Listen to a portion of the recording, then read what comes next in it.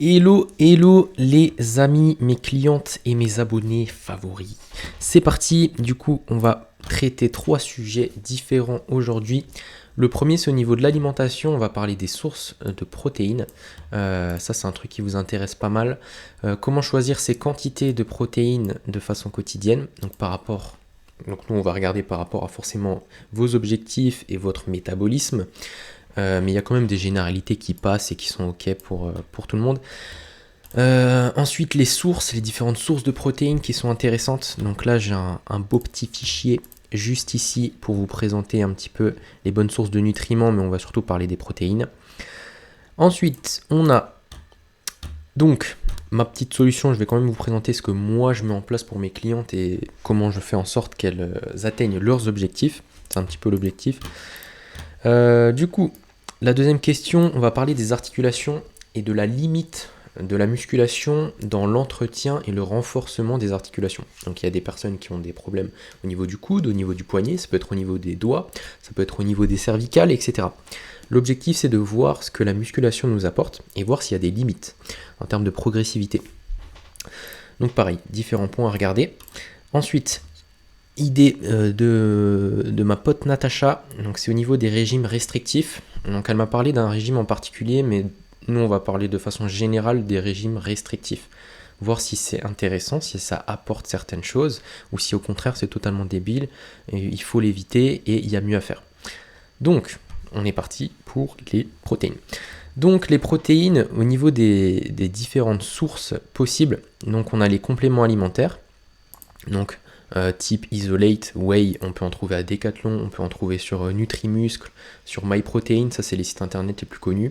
Decathlon, on en a un peu partout en termes de magasins. Et en fait, l'idée c'est d'avoir un complément alimentaire, donc de la protéine en poudre qui nous permet d'avoir un apport journalier, de l'avoir en tout cas, de manière plus simple, plus facile. Parce que sinon, il faut se concentrer sur l'alimentation. L'alimentation des différentes sources de protéines, j'en ai noté là, mais tout ce qui est viande blanche, viande rouge, le poisson, c'est très bon. Tout ce qui est yaourt grec, les oléagineux aussi, c'est très bon. Ceux-là, donc tout ce qui est amandes, noix de cajou, noix, c'est très bon. On a aussi les légumineux, donc les légumineux, tout ce qui est lentilles, pois chiches, haricots, ça aussi, c'est des bonnes sources de protéines. Donc l'idée en fait, donc on va le voir juste là. Donc l'idée c'est d'abord de savoir quels sont nos objectifs, ce que notre corps a besoin de consommer en fonction de différents facteurs. Donc on va le regarder tout de suite. Et savoir du coup combien en termes de grammes je dois consommer de protéines par jour pour pouvoir atteindre mon objectif et apporter à mon corps ce dont il a besoin. Donc l'idée dans un premier temps, c'est de savoir ce que ton corps a besoin en termes de métabolisme basal. Donc, c'est-à-dire son métabolisme de base, sans parler d'objectifs, sans parler d'activité journalier. C'est tout simplement savoir ce que ton corps consomme à la journée sans rien faire. Donc de base, juste le fait de respirer. Il existe une équation donc, que j'ai notée dans ce fichier Excel. Ça, c'est un fichier Excel que j'utilise pour mes clientes. Et en fait, par rapport à ta taille, par rapport à ton poids, par rapport à ton âge, on peut calculer ce que ton corps a besoin chaque jour en termes de calories et aussi en termes de nutriments, c'est-à-dire les glucides, donc les sucres, les lipides, donc la graisse, et les protéines. Donc l'idée tout simplement, c'est à travers une équation de comprendre et savoir ce que ton corps a besoin chaque jour pour fonctionner, pour survivre. Donc là, par exemple, pour une personne qui fait 1m62, qui fait 59 kg et qui a 21 ans, son métabolisme basal, elle consomme chaque jour 1400 kcal par jour. Donc pour qu'elle puisse survivre et maintenir son poids actuel et son niveau de forme actuel, sans rien faire à côté, son corps de base utilise 1400 kcal. Maintenant, cette personne, elle travaille, elle a une activité physique. Par rapport à ça, on va ajouter ce qu'on appelle un coefficient d'activité. Donc à 1400 kcal, on multiplie par 1,6 en fonction en fait de son niveau d'activité. Mais dans son cas, elle, par rapport à son niveau d'activité, on a 1,6. Donc en fait, son corps, en pratiquant du sport, ça peut être de la musculation en salle, ça peut être du tennis, ça peut être du foot, elle consomme chaque jour 2300 kcal par jour environ. C'est l'idée. Et donc par rapport à ça, je peux calculer ses macronutriments. Donc on va pas le détailler, mais elle, par exemple, elle doit consommer 94 grammes de protéines par jour. C'est ce que son corps a besoin par rapport à son niveau d'activité et son métabolisme basal pour correctement fonctionner, se développer, créer de la masse musculaire, dessiner son fessier si c'est son objectif, etc. Donc ça, c'est pour comment choisir ses quantités en termes de protéines. Donc en fait, c'est calculer son métabolisme, savoir quels sont ses objectifs, et ensuite élaborer un plan nutritionnel en adéquation avec son profil, donc son métabolisme et ses objectifs, donc là où elle a envie d'aller. Donc généralement, les personnes qui sont en perte de poids, moi personnellement, je leur fais toujours de l'hypertrophie musculaire, donc du développement de masse musculaire, parce que ça permet d'accélérer son métabolisme, de brûler beaucoup plus de calories qu'à la normale et perdre plus de poids. Donc ces personnes-là vont être en surplus protéinique. Je leur donne quand même beaucoup de protéines. Dans l'idée, si tu veux, tu peux te donner cet objectif-là de consommer 1,6 g par kilo de poids de corps. Donc par exemple, donc tu prends 1,6 g par kilo de poids de corps, donc tu fais 1,6 g x 59 kg et ça donne 94,4 g de protéines par jour. Ça lui donne son apport protéinique journalier. C'est peut-être un peu technique. Si tu as des questions, tu poses tout simplement ta question en message privé Instagram ou dans les commentaires, il n'y a aucun problème. Donc voilà, comment choisir ces quantités. Au niveau des sources des protéines, je t'en ai montré un petit peu, donc les compléments alimentaires c'est pas mal, l'alimentation il y a largement de quoi faire. Et du coup moi ce que je fais personnellement pour mes clientes c'est de donner des recettes toutes faites et faire à terme un programme nutritionnel en fonction de ses besoins et de ses envies également et de ses objectifs. Donc là par exemple pour un bœuf teriyaki, donc j'ai fait la recette, j'ai créé la recette et je fais en sorte à chaque fois qu'il y ait un certain nombre de lipides, un certain nombre de protéines et un certain nombre de glucides.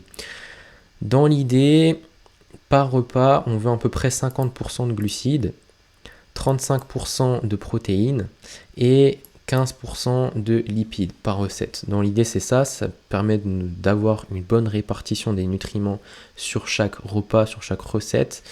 Et ensuite, l'idée, c'est de consommer entre 3 et 5 repas par jour pour la personne et d'avoir cet apport nutritionnel journalier. Donc moi, ce que je fais au préalable, c'est que je crée les recettes en fonction de la personne, en fonction de ses besoins, de ses objectifs, et tout simplement derrière, je lui donne les recettes à consommer chaque jour. Et donc l'objectif, c'est qu'elle n'ait pas du tout à réfléchir, juste à faire les recettes comme je lui donne avec les grammages donnés. Et tout simplement, elle atteindra ses objectifs en respectant ce qu'on a vu avant, donc son métabolisme et ses objectifs. Donc ça, c'est pour la partie alimentation, source de protéines. Donc là, on est OK. Ensuite, question 2. Quelles sont les limites de la musculation pour la santé de nos articulations ? Donc, il y a un premier truc à voir ensemble, c'est le fonctionnement du corps humain sur le plan musculo-squelettique et sur la biomécanique sur ses mouvements. Donc comment le corps, lui, quand je lui dis de soulever une charge, comme par exemple sur le back squat ici, comment le corps lui réagit. Est-ce qu'il se dit ouais là je suis en train de travailler les quadriceps, je mets tout dans les quadriceps. Ouais là je suis en train de travailler mon fessier, je mets tout dans les fessiers. En fait c'est quelque chose qu'on va pas pouvoir décider.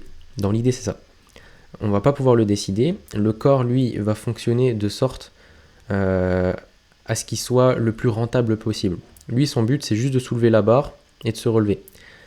Utiliser les quads, utiliser les fessiers ou utiliser quoi que ce soit, lui il en a rien à faire. Son seul but c'est d'être le plus efficient possible et de solliciter les muscles les plus forts, les articulations les plus mobiles et de soulever la charge, mais sans réfléchir, de façon très spontanée.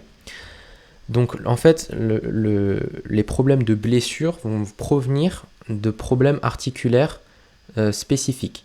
Donc par exemple si j'ai des problèmes de mobilité de cheville, ça peut être une cause. La cause, donc mauvaise mobilité de cheville, du coup je ne vais pas pouvoir avancer les genoux sur mon squat, comme par exemple ici, donc je ne vais pas pouvoir avancer les genoux sur mon squat, ce qui va faire que mon dos va beaucoup plus se fléchir vers l'avant, et ensuite avoir beaucoup plus de contraintes sur le bas du dos. Donc je peux me blesser au bas du dos. Donc l'idée en fait, quand on travaille articulaire en musculation pour ne pas se blesser ou pour pouvoir performer, le but c'est de travailler l'ensemble des articulations pour que chacun puisse correctement faire le travail et qu'il n'y en ait pas un qui soit à la traîne et que du coup en termes de compensation, parce que le corps fonctionne par compensation, eh ben je ne compense pas sur une autre articulation, auquel cas je risque de me blesser. Donc le but par exemple pour performer au back squat, c'est d'avoir une bonne rotation externe au niveau des épaules, une bonne extension de la colonne vertébrale, une bonne flexion de la hanche, une bonne flexion des genoux et une bonne dorsiflexion au niveau des chevilles. Et ça me permet du coup d'avoir une bonne répartition des contraintes sur l'ensemble des articulations et avoir peu de chances de me blesser. L'idée c'est ça. Donc la question initiale, c'est les limites de la musculation pour la santé de nos articulations. Donc en gros, par exemple dans son cas, je dois travailler ses épaules, je dois travailler ses hanches, je dois travailler les genoux, je dois travailler les chevilles. Les chevilles, je peux travailler l'inversion, l'éversion, la flexion, l'extension.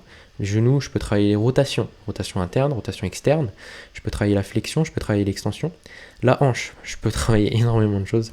Je peux travailler les deux rotations, rotation interne, externe. Je peux travailler l'abduction, le fait de ramener la jambe vers l'extérieur. L'adduction, ramener la jambe vers l'intérieur. Fléchir, étendre. Sachant que ça, c'est les fonctions principales. Après, il y a différents angles articulaires. Donc, je peux me mettre un petit peu plus, je peux me mettre à 90 degrés, je peux me mettre à 80 degrés, à 75 degrés, etc.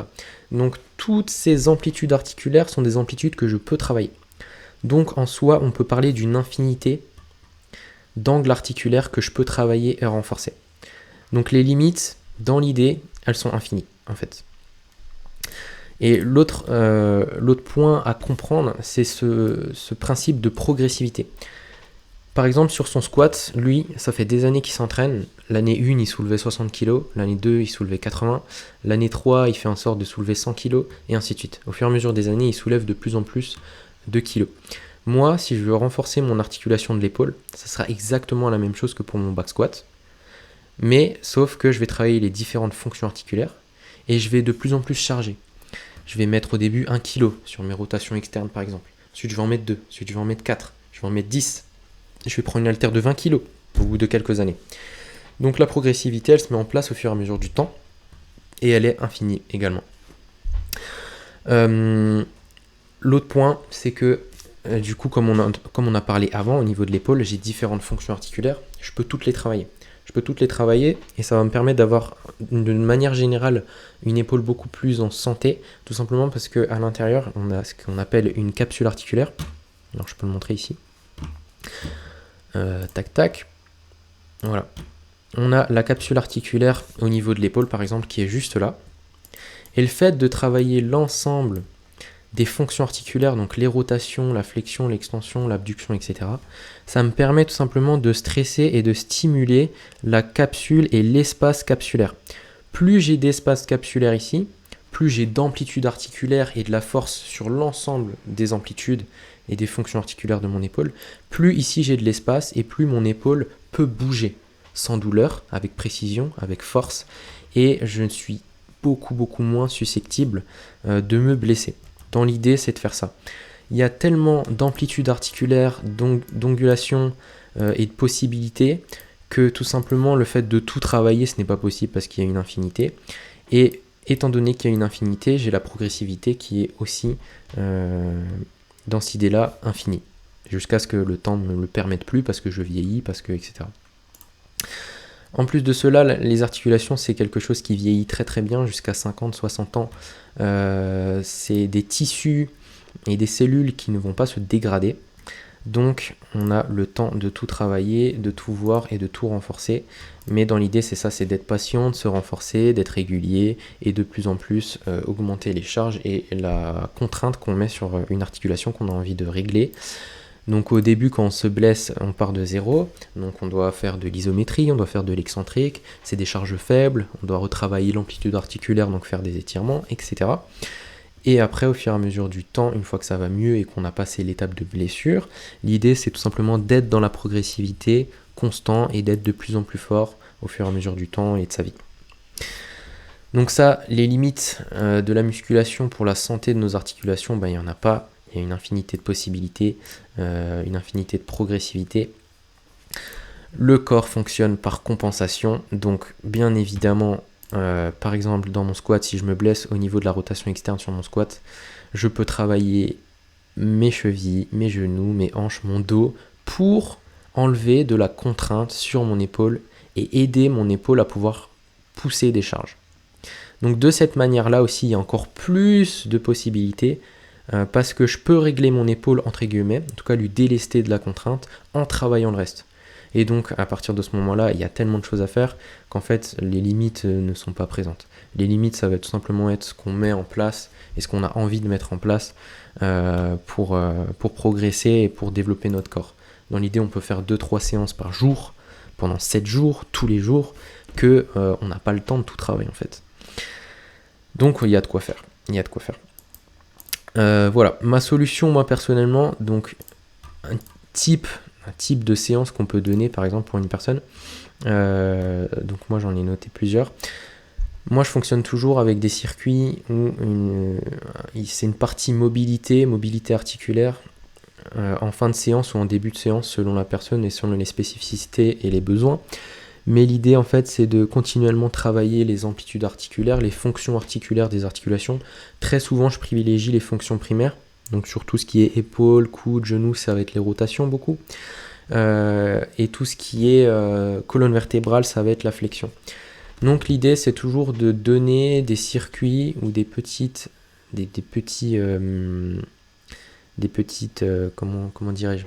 modules dans la séance pour travailler ces fonctions-là, pour déjà dans un premier temps prévenir des blessures, parce que tant que le corps est bien mobile, avec des bonnes capsules articulaires, de l'espace, de quoi compenser, vous ne vous blesserez pas. C'est clair, vous ne vous blesserez pas, il y a peu de chance.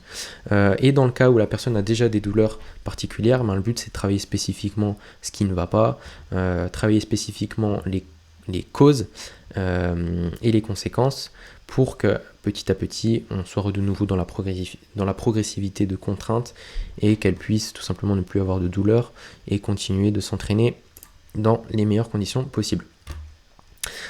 Voilà pour cette partie-là. Et la dernière, c'est au niveau des régimes restrictifs. Donc, les régimes restrictifs, pour moi, c'est de la grosse connerie. C'est de la grosse connerie, tout simplement parce que le corps, lui, a besoin de 3 nutriments différents et un certain nombre de calories pour correctement fonctionner. Et certaines proportionnalités de nutriments à chaque fois. On peut en distinguer 3. Au niveau des nutriments, il y a ce qu'on appelle les glucides, c'est-à-dire les sucres. Ça c'est la source d'énergie principale du corps et la source d'énergie principale du cerveau. Donc tout ce qui est régime où on vire les sucres, ça n'a aucun sens.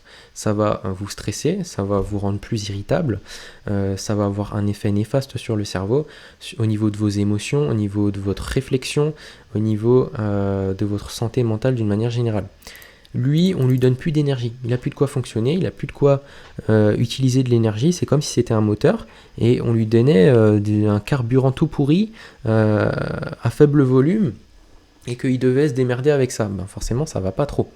Par contre, si je lui donne beaucoup de glucides, des bons glucides, une bonne matière avec des bons nutriments, etc., là, je lui donne un carburant qui est bon pour lui, et qui va lui permettre vraiment de l'utiliser pour être au meilleur de ses capacités.